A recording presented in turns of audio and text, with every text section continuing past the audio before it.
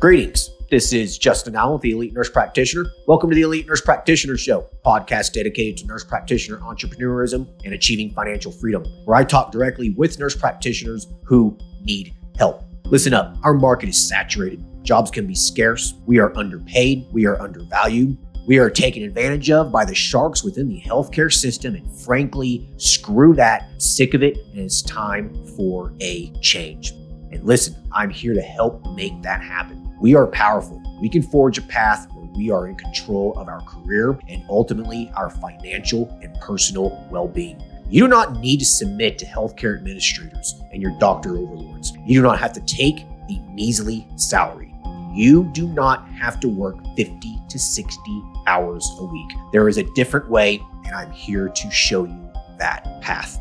This podcast is raw and unfiltered. I have not talked to the nurse practitioners in this podcast prior to the call outside of an email exchange to schedule the episode. What you're about to listen to is a consultation session between a nurse practitioner and myself. It is real, it is unscripted, it is unplanned, and I have no idea what we're going to talk about. Anything and everything can happen during our conversation. The nurse practitioners in these episodes are struggling with an issue in their professional or financial life, and they have reached out to me for help. My goal is to help the nurse practitioner with actionable advice that will enhance and improve their professional, business, and financial life. My other goal is to hopefully help my nurse practitioner sisters and brothers build a more productive, powerful, and free life. So I hope the content and information within these podcast episodes does just that.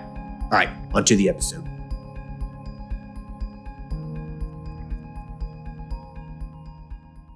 Hello, everyone. Today we'll be talking to Jamie, who is a family nurse practitioner. She is operating her own practice full-time, where she provides a variety of services, including primary care, weight loss, IV infusion, and sick visits.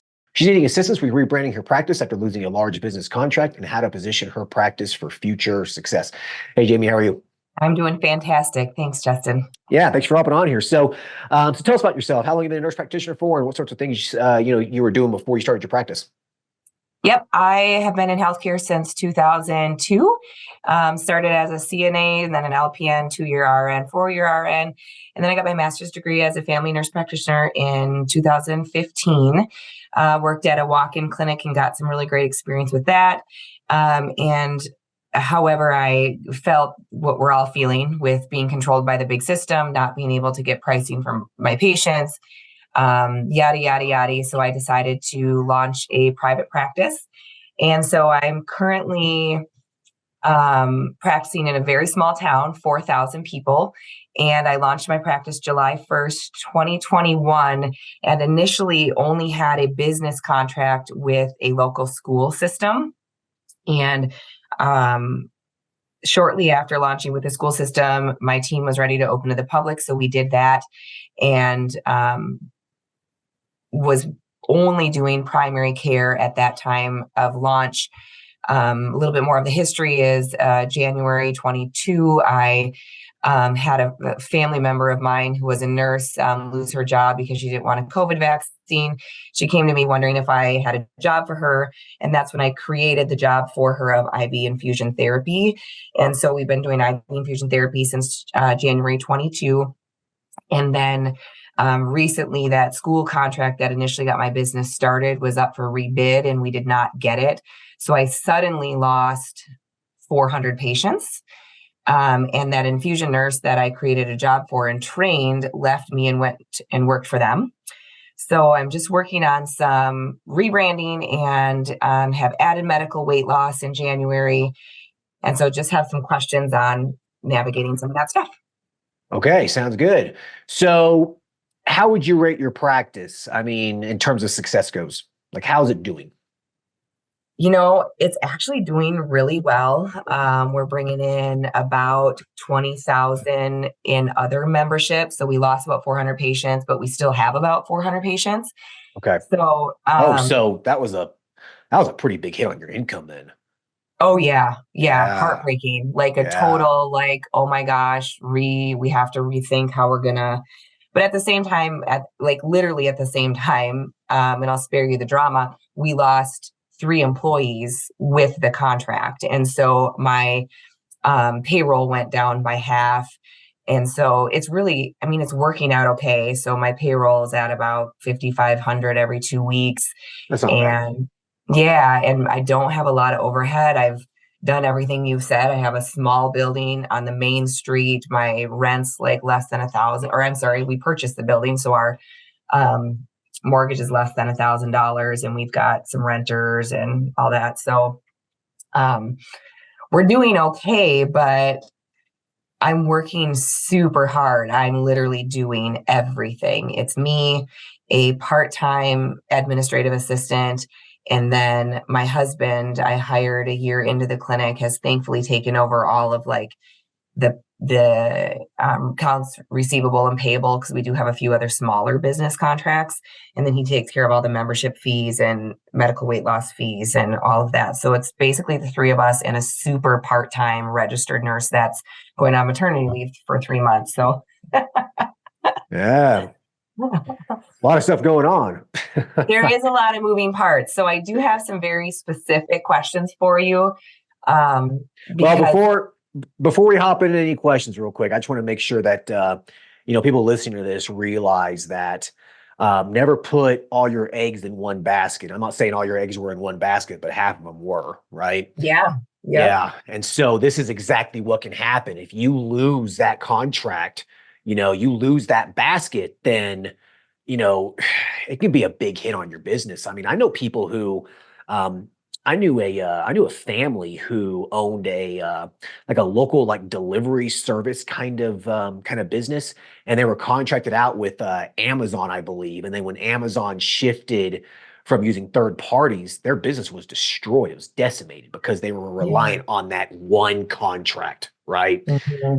So, lesson learned, right? I mean, I'm sure you probably will try to avoid having that happen again, but yeah, live and learn. You can't learn that kind of lesson in a textbook, right? You got to experience it. So Absolutely. Yeah. yeah. So, but good for you though. I mean, the other 50% of your business seemed like it held on pretty good. So you did have some reserves there. Mm-hmm. So you're doing the right thing here. You're wanting to pivot for the future and, get back to where you're at. So, so shoot me with questions. What are you needing some assistance with here? Okay. So I'm kind of with my medical weight loss. I'm having an absolute blast. I took your course. I have 23 people on my medical weight loss program. So that's been a really big, that just started in January. So, okay. So you started this just a couple months ago. Yep. And I have only, up until this week, I only marketed to my current members, but that was before we lost the school contract. And so I had about 800 or so people that got the email, hey, we are offering medical weight loss to members only. And that got us about 18 medical weight loss people just from members. And then in the last week, we've added a few more. We're up to 23. So, as far as the medical weight loss goes, I'm being as holistic as I can, just like in your program. We're doing nutrition, we're doing movement, we're doing semaglutide only. I'm not offering anything else right now. And I'm having an absolute ball and would love to grow that. So recently we just are starting next week putting ads in a couple of the newspaper here in our hometown, which is only 4,000 people. And then I'm veering down 20 minutes or maybe 30 minutes south to another small town that's about the same size as ours. But I made a mistake when I launched the program, and I've been allowing everyone to come in weekly for their injections. So I'm literally panting on Wednesdays and Fridays are my 7 a.m. start times. And everyone wants to come in and get their injections before work, which is great. I'm a certified health and nutrition coach as well. So I'm like coaching them along the way and the whole deal. They love it. They're getting tons of value, but it is not sustainable for me to continue doing all of that for everybody all the time. Right. I mean, so I'm in a little bit of I'm struggling because the last 2 employees that I lost were sudden. They just quit. There was no notice. They just stopped coming to work. They were just done. And then in the fall, I actually terminated another nurse practitioner that I had working with me. So I've had 3 really, really bad employee experiences, and I'm super gun shy and not in a good place of trusting people as far as employees for my business. Sure. So I want to hear a little bit what you have to say about that. And then very specifically, my office administrator is literally amazing. And she's here with me 3 days a week. And I don't know your thoughts or legalities. Like, if these patients can self-inject, is there any reason that if I taught her and documented that I taught her how to do subcutaneous injections, she's not going to do the coaching, but if she could just do the injections, is that even a thing? Okay. So first, is she a medical assistant or something, or is she just a Nope, she's just an office administrative assistant. Okay, so that depends on your state law. The state that I'm in, medical assistants don't need a certification as long as they have training. So 2 of my medical assistants at my men's health clinic didn't have any kind of experience whatsoever. They were actually patients that were wanting a job. And so we trained them on how to be a medical assistant, and we're good to go, because in our state, you don't have to have a certification for it. Okay. So that solely depends on your state law. All right. You will need to look up medical assistant scope of practice and their rules and regulations. Okay. Because basically they're acting as a medical assistant. Okay. Now, the thing about a medical assistant is that technically they're supposed to be supervised in person. Like, there needs to be a provider there in office. So if they were giving injections and you weren't there, then that could be somewhat of a gray area. Okay. Again, in my state, it's very, very open for interpretation, and I don't necessarily need to be there for them giving shots. I mean, why do I need to be there? It's a testosterone shot, for God's sake. I mean, they know how to do it, So you're going to need to look that up. Okay. So that's basically what that's going to be your answer. So if they allow it, absolutely teach her how to do it and be done with it. But I'm going to pivot off that and say, why the hell are you having patients come in for a semaglutide injection? They can inject that. It's a sub-Q shot. Like, anyone can learn how to do it. Right. I know. And when I launched the program, I didn't think that through. And that was the health coach in me, where I was just like, I want to coach these people and I don't want this just to be an injection. But I've revamped the program. So now anyone coming on will get 4 weeks of in-office injection, so I can teach them and coach them. And then they will have to go on their merry way and then just come in once monthly for weight and quick chat with me. And then every 3 months labs. Listen, you could do all this telemed. They could just do a weigh-in themselves at home and report the weight to you. Okay. Your goal here is to try to persuade patients not to come into your office, because it creates a lot of busy work, right? Right. Now, obviously, you want patients there. I mean, I personally like doing the first patient visit in person. I like to see who I'm treating. I like to shake their hand. I like to do that kind of a thing. And it makes it a little bit more personable. They know who they're seeing. They know who they're treating, who's treating them, et cetera. But after that, the majority of this can be just a phone call. Okay. So my recommendation to you, the challenge I would offer you is to try to make this as digital as possible. Okay. Teach them how to inject themselves. Doing a sub-Q shot is nothing. Anyone can learn how to do that. Okay. Have them do it themselves. All right. Make sure they're doing sterile technique, and you're all good. I mean, it's a sub-Q injection in the body, into belly fat or something. They're not hitting an artery. You know what I mean? Like what's the risk here? It's infection. And I think at my men's health clinic in 5 years, I think we've had 2 patients develop an infection from them giving themselves their own shots. That's pretty good. I gave them some doxycycline and cleared up. No big deal. Okay. So do that. And then also do the follow-ups and stuff over the phone if you can.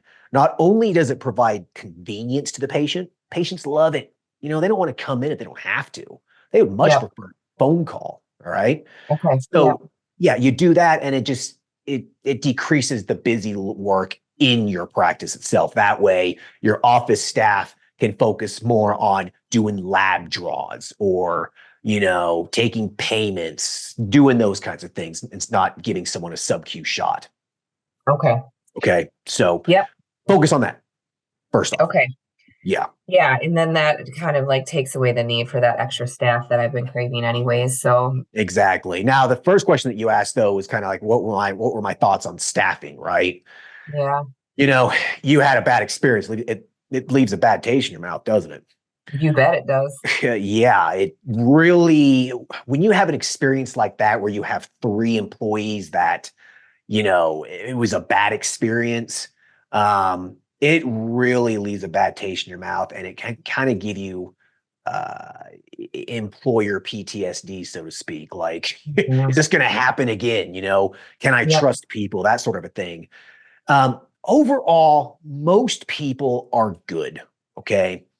Most employees, if you treat them well, will treat you well in return. Okay. Yeah. So my question for you is why did this happen? Why did you have such a negative experience? Why did they leave? What happened?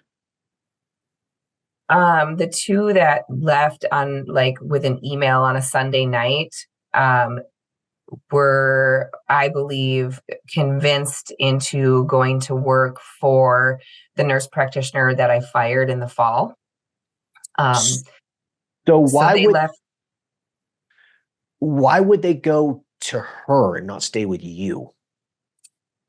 I can't really figure that out because I had just done both their employee reviews and they had every opportunity to share with me anything that they needed or concerns. And they were previously friends with this other nurse practitioner who I let go in the fall. And that other nurse practitioner is now working up the road for the school district contract that I lost, because her husband works for the school district. So it's very dramatic. Um, and So do you think it was more of a personal thing in terms of a friendship kind of a thing more than anything? Probably. yeah, I think the husband who works for the school wanted his wife to have her job in town here, and there's not a lot of NP jobs, and so he hired her to work for the school instead of me. And then these other two employees that I had, were convinced by them that they would have a better job with them, basically, even though they had every opportunity to ask for anything at their review and they didn't. So I think it's just small town drama, and it is Yeah. very Well, dramatic, but just remember, okay, a W-2 employee, someone who's making, 15, 20 bucks an hour, like you got to remember these people live paycheck to paycheck. They don't have, most of them don't have a lot of savings. They're kind of just floating by financially, right? yeah, yeah, They are going to go to the place that pays them the most, that has the most opportunity. Okay. yeah, That's just how it works. It's capitalism. That's just how it is, right? They will leave you and go somewhere else to make another $1.50 more an hour. Okay. yeah. Like, so as a business owner, I've had no turnover at any of my businesses ever because I pay my employees way above market averages. I pay for some of their bills. Like, I'm a cool boss, right? Like, I am. You know what I mean? I'm like, here you Yeah. go, take the business card, go fill up your gas tank. That kind of thing. You know what I mean? Aw, yeah, I pay for their cell phone bills. Like, it's a cool place to work. Like, they're not going to find this kind of a job anywhere else. You know what I mean? yeah. So they're not going to leave. And I've Mhm, made sure to keep their pay up with inflation as well. I mean, all my medical assistants are making well over $20 an hour. mhm, I got one that makes almost 30. Like, mhm. you're not going to make that kind of money as a medical assistant anywhere else. It's not going to happen. Hell, there's some RNs that don't even make $30 an hour, right? Yeah, yeah, So it builds a huge amount of loyalty, and those people aren't going anywhere. So my another challenge for you is to examine how much you're paying these people and examine how cool of a boss you are. Because if you're a cool boss and you're paying people well, they're not going to leave you. Okay. yeah, They're just not yeah, going to. So yeah. keep that in mind. If you do I that, will. it shouldn't Thank be a you. problem ever again. Yeah. Yeah. Yeah, we'll reevaluate some of that. I mean, we've created a really awesome family first culture here in our clinic, and everyone that worked for me was a mom, and so like I had tons of flexibility for them, come and go Okay. basically as you please, and mean, I was paying my nurse $41 an hour. And I don't know, I just kind of felt like we were doing all of that right. And Well, furthermore, the two that left me were family. And so I don't know, I just very dramatic. So it's okay. giving me that bad taste. And so, but after talking further, it's not maybe that I need more staff. It's maybe that I need to redesign the weight loss program and do it in a more effective way that I can still do it. How much were you making a month before they left? Revenue, gross? I have Bob, my operations manager, here with me too, but before we lost that school contract, Just estimated. like 55 a month. All right, so $55,000 a month is what you were bringing in gross revenue. How many Yeah. employees did you have at that time? I had 6. 6 employees. Yeah, I think you're maybe just a little overstaffed here. I don't understand what they would be doing for that kind of a revenue source. So Yeah. maybe you're just There's a lot of blessings in disguise that we're navigating through for sure. yeah. Well, these are lessons learned, right? I mean, this is just Yep. part of growing a business, you know? Yeah. So I think that what you need to do is I think you just really need to evaluate what it is that your employees are doing and what's the return on it, because an employee to the business owner is an investment, right? You hire this person and you expect a return on that investment. That's how you should look at employees, as they're investments, right? Yep. And so if you're not getting a return on it, that's a bad investment. It just doesn't make sense, right? Mm-hmm. That's not only a return on capital, it's not only a return on the income, but it's also a return on time, right? So you hire this person, how much more work does it take off of your, plate? Yeah. There's a dollar amount on that as well, correct? So sure. yeah, so you got to be really strategic here when you hire people. Like, I pay them $25 an hour. What do I get in return? You know what I mean? Mm-hmm. Usually what you get in return as a business owner is time, correct? Yep. And you use that time to work on the business to increase your income. That's what offsets the cost of the employee and should give you a return of 2, 3, 4, 5x, right? Mm-hmm.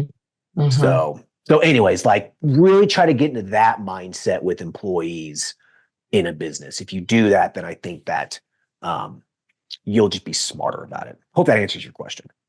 Yeah, super helpful. Yeah. Okay. So this nurse that left me is now doing IV therapy 15 miles from me. Okay. And prior to that, I was the only IV therapy clinic in a 60-mile plus radius. Okay. And since she left, I am doing half or less the number of infusions. We all suspect, we can suspect why, but my question is, I've listened to a lot of your podcasts, and IV therapy is pretty labor intensive. Like, it takes a lot of time, and I don't make that much on each infusion. I do have a part-time nurse that I actually pay hourly, so we need to convert that into a per infusion payment model from her. But my question is, like, with her basically taking my clients, I just don't know if I should continue, because I have these other revenue sources, if I should continue chasing this IV therapy thing, or if I should let it go, or just see what kind of happens over the next few months. Or Well, yeah. Well, first thought is that did she sign a non-compete or non-solicitation clause? I did not have my nurses do that. No. No. Okay.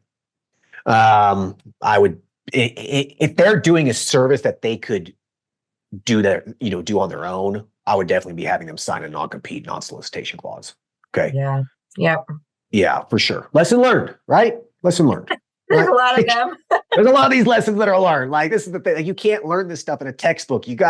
Sometimes you just gotta make the mistake and learn from it, right? I mean, that's what makes a successful entrepreneur successful. I agree, but to speak a little bit to that, I did have this nurse practitioner that I let go. She had a non-compete, and she opened up shop 2 miles up the road, and she's just not even paying any attention to her non-compete. She's just being unethical. So, okay, well, if she's taking a lot of business from you and non-competes are enforceable in your state, you could send her a very, very nasty letter, and you could sue her for the loss of business and all kinds of stuff. She'll stop that shit. yeah, it's super complex because that's who the school hired. So like, there's a lot of dirty, bad tasting stuff going on. Yeah. So Well, you yeah, know what? Sometimes it might be better to just forget it and just focus on something else, which is exactly what we're trying to do. Yeah. So Yeah, you start getting pulled into a bunch of legal stuff and crap. A lot of times it's not worth it. yeah, we really just want to like repivot and invest our energy into the positives and moving forward. So like with the IV therapy stuff, I love offering the service. I love having Right. it here. I need to get my nurse switched over to a per infusion. She's willing to do mobile or come to the office. She's really a great like employee that way. But Okay. Well, to answer that question before is that how much were you making or how much are you making with IV infusion a month? Is it a significant revenue stream?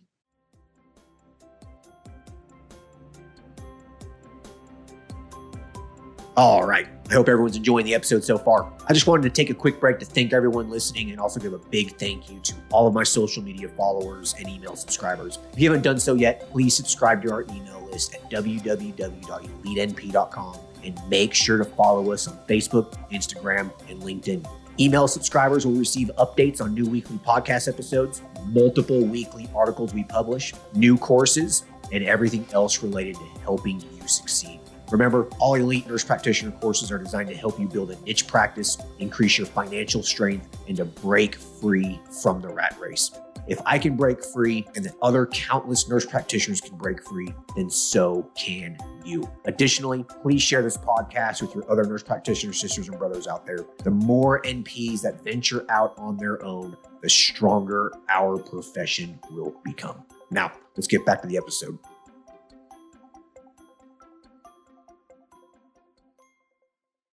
we haven't, I don't think, pulled it apart super accurately, but we were doing 10 a week and we probably only profit, $50 in infusions. It's just not. It's not. IV infusion, it is not that profitable of a service. It's just not unless you're charging a lot and you have high volume.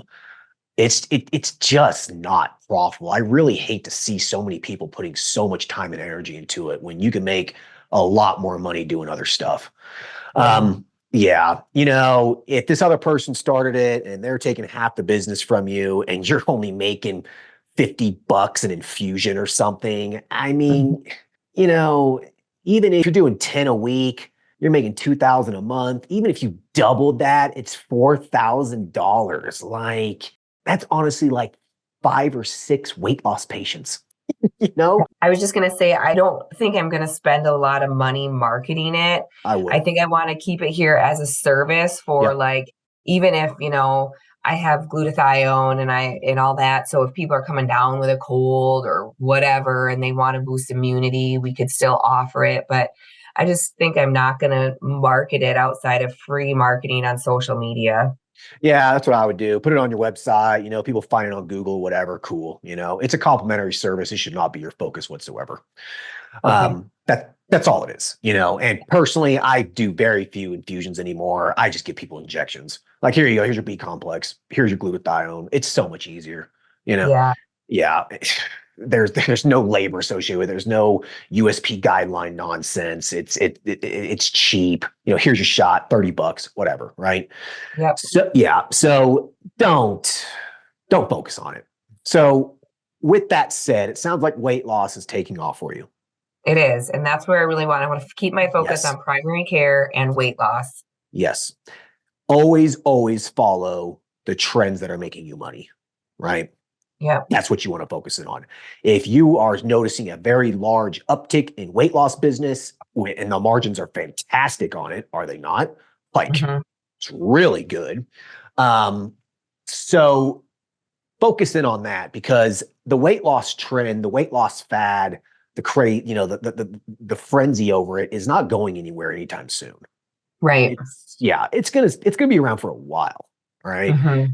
Double down on it, triple down on it. I mean, I know Mm-hmm. NPs, you said you've listened to some of these podcasts. I mean, there are NPs out there who are making $100,000 plus a month doing weight loss. Mm-hmm. You know, Yeah. yeah, the millionaire So, MPs that I know right now are millionaire MPs because of weight loss predominantly. That's where the yeah, money and they're is. not even probably incorporating all the intensive like health coaching and nutrition plans that I'm doing with people. And No, it's hit no, or miss. Some people really want that, like they want that education, and other people are like, just give me my shot and get me out the door. correct. So I just have to balance what my morals say that I want to do, because of course I want to teach these people how to live better. So I'll figure that out. But let's flip into, if you don't mind, then a little bit of, so I took your marketing class, phenomenal. We have a guy that's doing all of the search engine stuff, website stuff, search engine optimization. Like right now, if you Google medical weight loss near me, we're at the top. If you Google healthcare by me, the only one above us is Mayo Clinic, and that depends on the day. I have 23 5-star reviews on Google. So doing some Beautiful. really great things, yeah, Yeah. on the marketing end. Is there anything else that you would recommend for specifically marketing the medical weight loss, getting out of my hometown? I am literally, every medical weight loss patient I have right now is from this 4,000 person town. Sure. Well, there's probably plenty more business there too, I'm sure. How many people are in your county? I guess, how many people are within a 15 to 30 minute drive of your clinic? We have probably one, towns the size of ours. There's like 5 in a 30-minute radius. And then there's a bunch of other smaller towns between here and there. And then we're 60 miles from like a big town of 50,000 people. That's a big town for us. So within a 30-minute radius of your clinic, you have multiple towns. I mean, you're probably at least 40, 50,000 people then, I would think. Yeah, At our least county is 50,000. 50,000 people are in your county, right? Yep. Are you smack dab in the middle of it, or are you more on the border, or We're pretty much right in the middle. right in it? Okay, so you got 50,000 people, okay, which is more than enough to have a pretty profitable practice. Mm-hmm. These people generally, like when someone wants to lose weight, they know they need to lose weight and they take the action to find someone to help them lose weight, right? Mm-hmm. Very, very infrequently are you going to just like cold call someone and be like, oh, okay, yeah, I'm going to, I want to lose some weight, Like that's what a Facebook ad would do. It's just basically sending out a message to people and you have no idea if they want to lose weight or not. You have no clue, right? Yep. Yep. Your Google search ad, those people are looking to lose weight. That's a hot lead, right? Okay. Okay. So you have hot leads and cold leads, right? The cold lead is that you're sending out an ad on a billboard or putting a Facebook ad out there targeting women between the ages of 45 and 50, whatever, et cetera, et cetera, et cetera. Yep. Those are Yep. cold leads. You have no idea if they're interested or not. But people who are searching for weight loss clinic near me, that's a hot lead. That's easy business. And that's what you need to be focusing on. That's what you need to take Okay. advantage of. Okay. Yep. So that's Google search ads basically, right? So spend some money there. Spend some money there. It's a no-brainer win. Okay. And Yep. making sure that your Google listing and making sure that your website comes up number one when people search weight loss, that is where you need to be focusing. Okay. And we're there. Great. Yeah. Your Google business listing needs to make sure it says weight loss clinic on it. Okay. Okay. Like Yep. right now was what does it say? Name of your practice and what? Yep. That's it. Yeah. I mean, it's not specific. I It's forgot not about that specific. piece. Yeah. Okay, that is such a critically important piece. Like anyone listening to this, an easy win is just to get on your Google business listing, get in your Google business account, go to your practice's name, put a hyphen, colon at the end of the name, and then list your services, weight loss, HRT, whatever. Yep. Easy win. Okay. Yeah. Okay. It says medical clinic. Oh God, no, no, change that. Like, Okay. yeah, like Yeah. that is such an easy win. Cause you gotta remember, people are gonna search for it and they say, they see the name of your practice.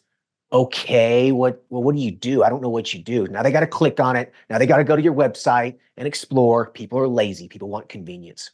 Okay. Okay. Yep. So if it's just Yeah, set, that's like an easy fix. easy fix, like that's what my men's health clinic, it's just my clinic hyphen men's health and testosterone clinic. There's absolutely zero question on what we do. Okay. You know what I mean? Yeah, you bet. Yeah. Okay. I've been gonna do some like referral bonuses where I've given all my weight loss people a referral card. They give it to someone. If they bring it in, I'm gonna give them a discount for their next month or whatever. So are you basically wanting to set up some sort of discount program or referral bonuses or something? Is that kind of where you're going with this, or? Yeah, I was hoping like word of mouth, would get people, oh, if I can save 50 or $100 on my next month, Damn right. Oh yeah, people. then Listen, I know NPs who have built $1 million practice off of basically referral business. Okay. The great thing about a cash practice is that you don't got to worry about this anti-kickback nonsense. Okay. Mm-hmm. You're cash based. You're not taking money from the government. So the government doesn't have any say. Okay. When you take Medicaid, Medicare dollars, you got to follow Medicare, Medicaid government bullshit rules and regulations. Yep. You're cash based. You pretty much do whatever you want within Yep. reason, obviously. So yeah. So you could do referral bonuses. You could put something right there in your clinic that says, refer a friend. If they, refer a friend, if they become a paying patient, you receive $50 off your next month. Yep. I've had a guy at my men's health clinic who literally got almost a year's worth of treatment for free because he referred so many people to us. Amazing. That's right? Amazing. It was worth it to him. He's like, I got free treatment for almost a year, Yeah. And it was worth it to us to give it to him for free because he referred like 20 people to us. Mm-hmm. Right? Yeah. So if I go, I'll keep doing that. And then I was thinking about testimonials. If I get written testimonials from people or video testimonials, where would you think would be the best place to put those? The website, social media, both? Pretty much on your website, on your social media pages. Absolutely. Okay. And make sure that they're putting, a review on Google on your Google business listing. Yep. That is another easy win. And that's where you should be focusing. You said you had 23 reviews already? Yep. Get that up to 50, 60, 100. Once you get up to 150, 200 5-star reviews, it doesn't matter who else opens a practice up in your area. You are going to shine above them. Okay. Okay. Like there was a men's health clinic that opened up in my city a few years after I opened mine up. Well, we had 50, 100 reviews or whatever it was, 5-star. And they ended up closing down. They couldn't compete because you look at men's health and you see my clinic, 100 5-star reviews. You call and you get treated at convenient care within just a week. They closed down. I feel bad for them, but oh well, that's business. So focus on that. Okay. Yeah, that's great. So I also took your men's health and testosterone therapy course and I loved it. And I was I wanted to launch men's health so bad. There's nobody in a 60-mile radius doing it. Nobody. Perfect. And I have people asking me all the time. And I was wondering if maybe you could help me with my critter brain. So I worry about what to do, like what if. So I'm replacing someone's testosterone and then what if, they have this side effect or this side effect. Sure. And that part has me a little bit critter brained where I can't pull the trigger. Yeah. Yeah. It's funny you say this because literally the last podcast that I had, I kind of talked to talk about this with that nurse practitioner is that these what ifs, these fears, they hold back a lot of NPs from ever really reaching their full potential. So what if, what if I start someone on testosterone, they have a heart attack? Oh crap. What if, will I lose my license? Oh shit. Will I get sued for $1 million? What if you're up all night sleeping? You're not sleeping because you're worried about this, right? Yeah, I've been there. Okay. I've been there. And what I said in the other podcast was I had all these thousands of what ifs. And over the last 5 years, how many of those what ifs actually came to fruition? 0 of them. Okay. Yeah. I mean, I've had a couple of men's health patients die, while I was treating them, but it had nothing to do with with me. It was something completely different. Right. Yeah. I mean, that's just part of it, right? You treat people die. Okay. Yeah. So as long as what you're doing is not contributing to that, And basically, if what you're doing is safe, what you're doing is within reason, there's nothing to worry about. Plus, they're signing consent forms. They understand the risks. They understand the benefits. Yeah. Okay. So as long as they're doing this kind of a thing, then you don't really have to worry too much about it. Okay. You have multiple layers of protection here. Okay. I mean, once you start making a lot more money and start building up a lot more assets and whatnot, then you can start going down the rabbit hole of various asset protection strategies you can do. But you have multiple layers of protection here. The number one layer of protection that you have is obviously your malpractice. So you want to make sure that your malpractice is covering you for what you're doing, right? Yeah. Make sure you always disclose to the malpractice company what it is that you're doing. On every single renewal application that you do, you disclose it. Okay. Yeah. If you don't and you lie and something happens, you're not covered. Okay. Yep. Then you're up shit creek, right? Yep. Yeah. So your first layer is your malpractice, but the other layer that you have there is your consents. Okay. Yep. Oftentimes, if you have a consent and it's a pretty good at consent, like what comes with our courses, okay, they're pretty rock solid. If a patient signs that and then they sign an indemnification clause on top of it, they've basically waived their right to sue you multiple times. They've signed that they understood the risks, they understood the benefits, they signed that they asked you all the questions they needed to, et cetera. Okay. Yep. You do this, well, I mean, it's pretty hard for someone to build a case against you, is basically what I'm saying. Yeah. Okay. And then you do everything within reason.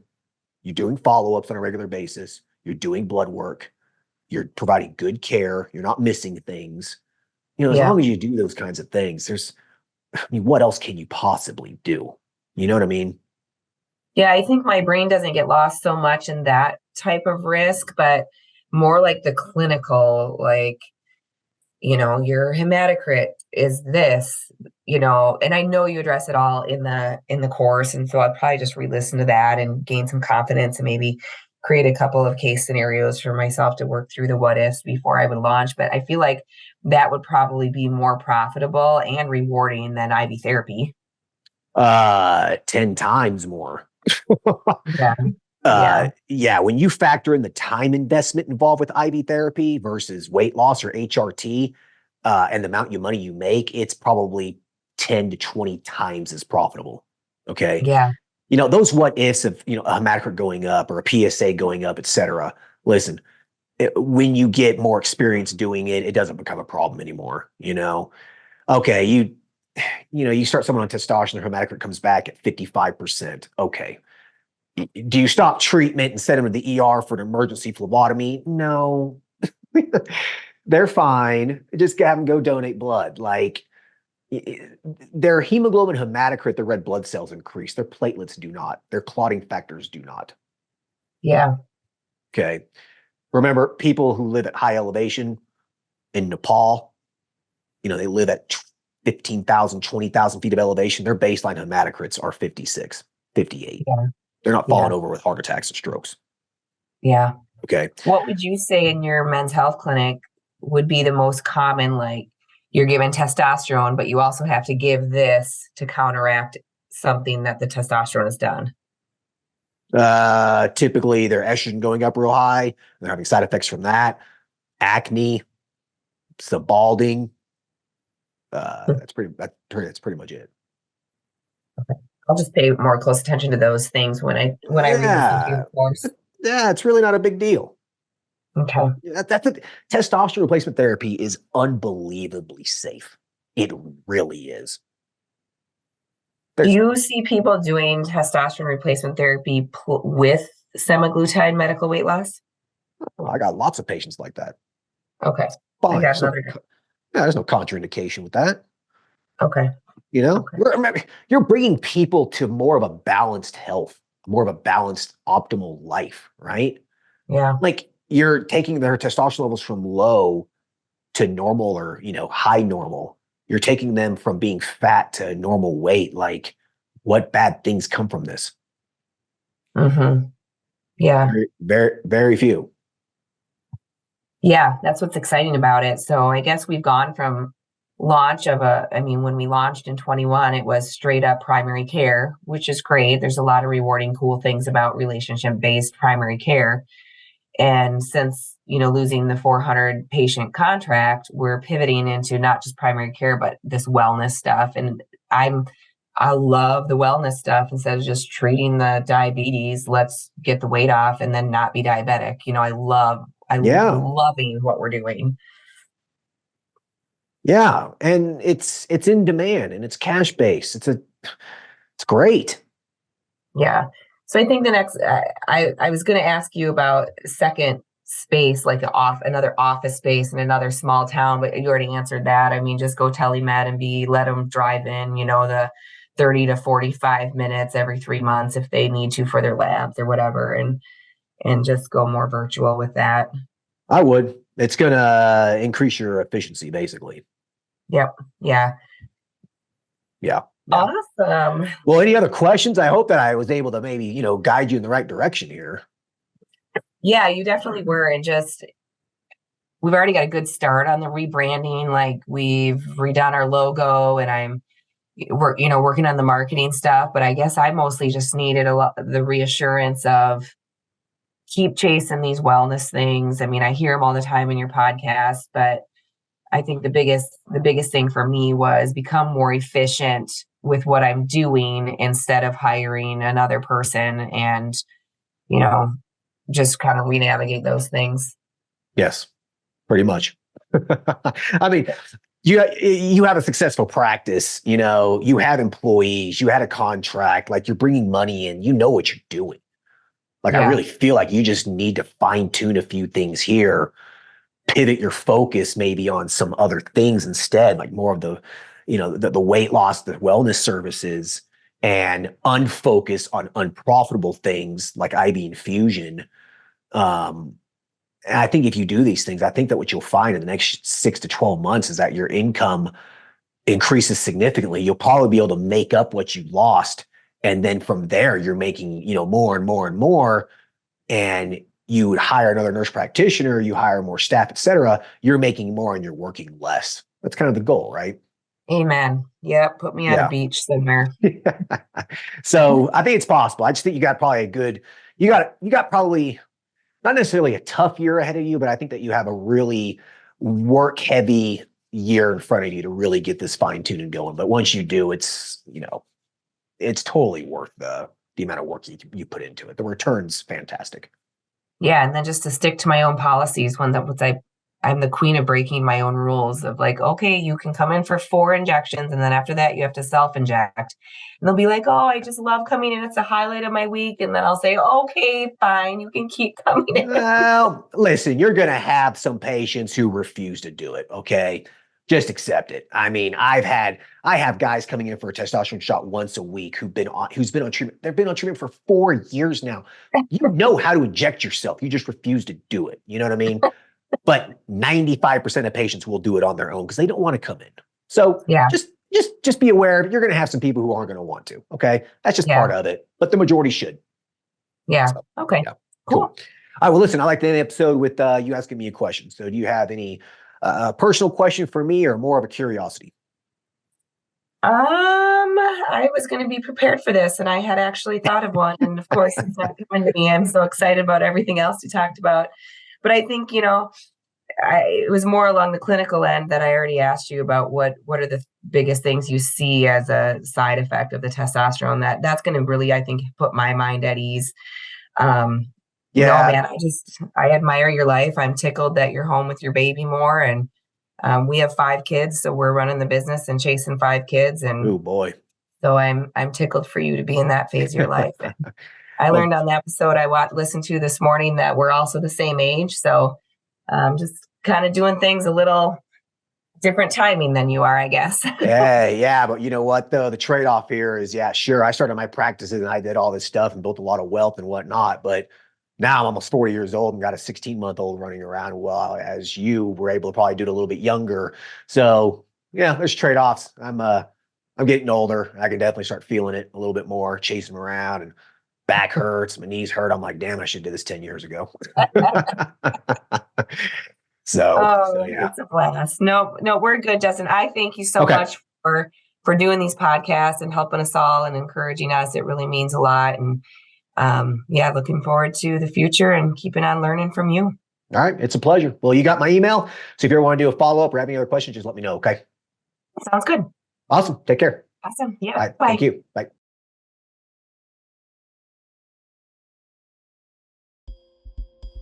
All right, I hope everyone enjoyed the episode with Jamie. Sometimes business doesn't work out as you planned.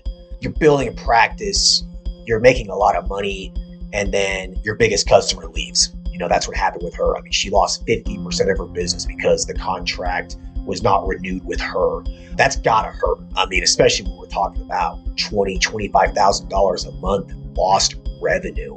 But listen, this is business.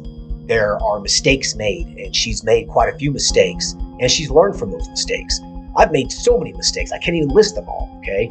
But I learned from those mistakes, I pivoted, and I did things right after that. There's no course, there's no podcast that you could listen to that's going to teach you all of this stuff. You just have to do it, okay, and get going. That's the most important part, is just taking action and getting it done and doing it. You will learn along the way. As long as you are not killing patients or committing fraud, then don't worry too much about it, okay? You're going to make some mistakes, learn from those mistakes, pivot, and keep going. That's what she's going to do, and I suspect she's going to do very well in the next year or two, focusing on weight loss. All right, hope everyone enjoys this episode. Talk to you guys later. Thanks. Bye. Thank you for listening to the show. Quick legal disclaimer. The content of this podcast is meant for informational and entertainment purposes only and should not be used as legal, financial, medical, regulatory, or practice-specific advice. For information pertaining to your specific legal, financial, medical, or practice-specific needs, please be sure to consult with your lawyer, CPA, medical director, and or your state's practice laws and the most up-to-date clinical guidelines. As always, do your due diligence when it comes to any information found online and in podcasts. The content in this podcast is copyrighted by Galaxy Medical Southwest 2023 and cannot be duplicated, rebroadcasted, or reproduced without our written permission.